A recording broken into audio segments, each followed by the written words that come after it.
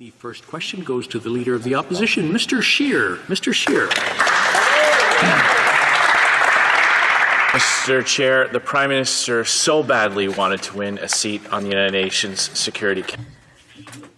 Main promise in 2015. He spent the last 5 years selling out Canadian principles, cozying up to dictators and despots. He's even sent Canadian soldiers into harm's way to curry favor at the UN. Last night must have been a devastating blow to the Prime Minister. Simple question, was it worth it?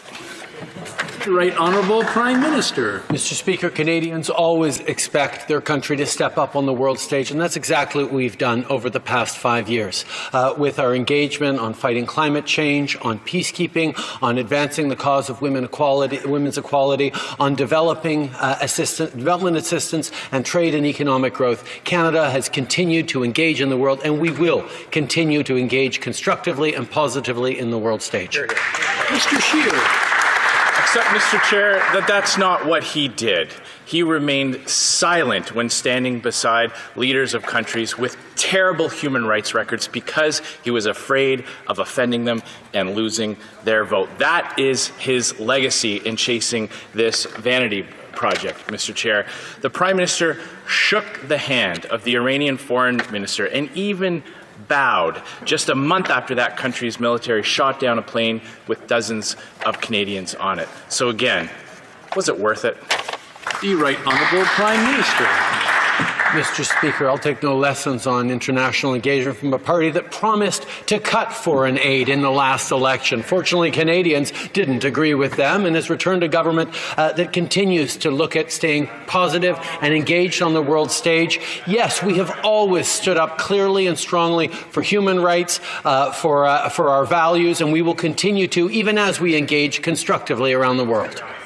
Mr. Scheer. Mr. Speaker, this Prime Minister has sent billions of dollars of taxpayers' money to countries with economies more advanced than Canada's or led by dictators with terrible human rights records. That is his legacy. He's also turned his back on our friends and allies, voting in favor of one-sided anti-Israel resolutions at the United Nations in order to curry favor from countries who do not acknowledge Israel's right to exist. So again, was it worth it? The Right Honourable Prime Minister. Mr. Speaker, every step of the way we've continued to stand up strongly for Canadians' values and for Canadians' interests on the world stage. It is in our interest to see a more peaceful, more prosperous world in which everyone has a real and fair chance to succeed, and that's what we've been contributing to. On the question of Israel, we have stood strongly by Israel as a friend, but we have also expressed our concern about the annexation policy that they've put forward. These are issues that are complicated, but Canada will always stand true to its values and to our approach on the world stage.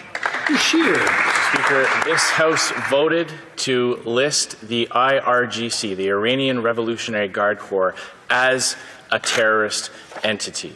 This Prime Minister refused to take action and do that. He's also refused to impose any Magnitsky Act sanctions on human rights abusers around the world, all in an attempt to curry favor with those dictators and despots at the United Nations, selling out Canada's values in pursuit of this seat. Now he comes back empty-handed, coming in last.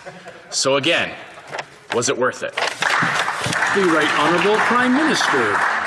Mr. Speaker, it is always worth it for Canada to step up on the world stage. It is always worth it for us to reach out and fight for things like fighting climate change, fight for things like women's equality, fight for things like protecting our oceans, fighting for opportunities for Canadians around the world and opportunities for the vulnerable around the world. Mr. Speaker, Canadians expect their government to step up on the world stage, and that's exactly what we did. Mr. Scheer. But that's not what he did, Mr. Speaker. You see, when he was in the same room as dictators and despots and leaders of countries with terrible records, he was silent. In fact, he stood right beside the president of Senegal when that president defended Senegal's laws making homosexuality a crime. The Prime Minister said nothing. He was silent. He's even using Canadian tax dollars to invest in oil and gas projects in other countries in order to win favor as well. So again, when we look at this government's record, when we look at his personal record on the world stage, our relationship with India has been damaged by his action. We have a worse trade deal than he inherited. He's angered with his erratic behavior our partners in the Pacific area. And at the end of it, he came home empty-handed. Was it worth it? The Right Honourable Prime Minister.